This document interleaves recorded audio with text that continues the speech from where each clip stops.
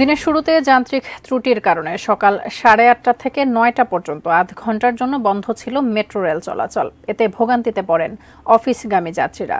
পরে চলাচল স্বাভাবিক হলেও দেরি করে মেট্রো রেল আসায় প্ল্যাটফর্মে বাড়তে থাকে যাত্রীর চাপ। এ নিয়ে আরও জানতে আগারগাঁও মেট্রো স্টেশন থেকে যুক্ত হব সহকর্মী সাদিয়া আফরোজের সাথে।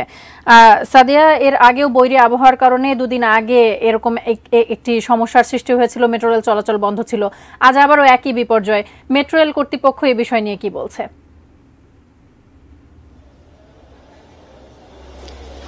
মেট্রো রেল কর্তৃপক্ষের সাথে আমাদের কথা হয়নি, তবে যতটুকু জানতে পেরেছি যে যান্ত্রিক ত্রুটির কারণে আজকে মেট্রো রেল চলাচল বন্ধ ছিল আধা ঘন্টা সময়ের জন্য, সকাল 8:30 থেকে 9টা পর্যন্ত, এবং তারপর মেট্রো রেল চলাচল স্বাভাবিক হয়েছে।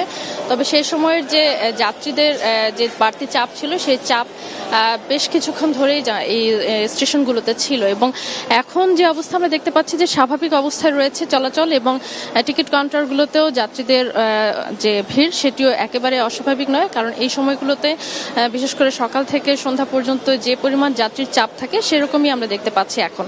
এবং এখানে যারা যাত্রী আসছেন, চলাচল করেন নিয়মিত, তাদের অনেকের সাথে আমাদের কথা হচ্ছিল। তারা জানাচ্ছিলেন যে মেট্রো রেলে চড়তে গিয়ে বা মেট্রো রেলে চলাচল করতে গিয়ে এই যে মাঝে মাঝে বিপর্যয় হচ্ছে। আপনি যেটি কিছুক্ষণ আগেও জানাচ্ছিলেন যে আবহাওয়া বৈরী থাকার কারণে গত 3 দিন আগে মেট্রো রেল চলাচল বন্ধ হয়ে গিয়েছিল কিছুক্ষণের জন্য।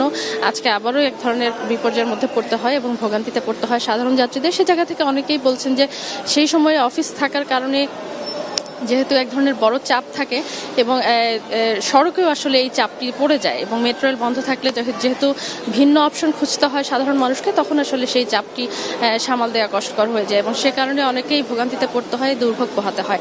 এখানে অনেকেই আছেন যারা চলাচল করেন নিয়মিত মেট্রো রেলে। আমরা তাদের একজনের সাথে একটু কথা বলি। একটু আপনার কাছে শুনতে চাই যে মেট্রো রেলে আসলে মাঝে মাঝে আমরা দেখছি যে বন্ধ হয়ে যাচ্ছে, কিছুক্ষণ সময়ের জন্য বন্ধ থাকছে চলাচল, কি সমস্যা হয় সেই সময়? এমনিতে যানজটের জন্য মেট্রো রেল আসা যাওয়া করি, সেটাই যদি দেখা যাচ্ছে যে মেট্রো রেলে একটু লেট হয়ে যাচ্ছে, তখন দেখা যাচ্ছে নিচ দিয়ে যাওয়াটাই আমাদের বেটার হয়ে যাচ্ছে। কিন্তু এখন যদি আমাদের এরকমই দেরি হয়, তো অফিসে আমাদের লেট হয়ে যায়। আজকে যেরকম অফ ডে আছে, বাচ্চাদেরকে নিয়ে একটু ঘুরতে আসছি, দেখেছে না একটু ভালো লাগতেছে আর কি। সকালে বন্ধ ছিল, এরকম আগেও বন্ধ ছিল একদিন, বা প্রায় যদি এই ধরনের হয় তাহলে আসলে ভোগান্তি হয় অফিস সময়। অবশ্যই ভোগান্তি হয়, যেমন বৃষ্টি বদলে সেদিন অফিসে গেছি, অবশ্যই অনেক ভোগান্তি হয়েছে। বিকালবেলা ওখান থেকে কোনো রিক্সা ভাড়া অনেক, আবার মেট্রো রেলে অনেক একটু হিসাব করলে সিএনজিতে রিক্সা ভাড়া থেকে অনেক একটু সেভ হয় আর কি। তো ওখান থেকে যেমন মেট্রো রেল আসা যাওয়া করতাম, তখন দেখতাম আগারগাঁও পর্যন্ত অনেক বন্ধ আর কি, অনেক ভোগান্তিতে পড়তে হয়েছে আমাদের। ওখান থেকে হাইটা আইসা পরে আবার মেট্রো রেলে উঠতে হয়েছে। আপনাকে তাসফিয়া, যেটা শুনছিলেন, সময় এবং অর্থ দুটোই কিন্তু সাশ্রয় মেট্রো রেলে, এবং সে কারণে মানুষের এত বেশি আস্থা মেট্রো রেলের উপরে, সেই আস্থার জায়গাটি যাতে কোনোভাবেই নষ্ট না হয় সেটি এক ধরনের প্রত্যাশা সাধারণ মানুষের।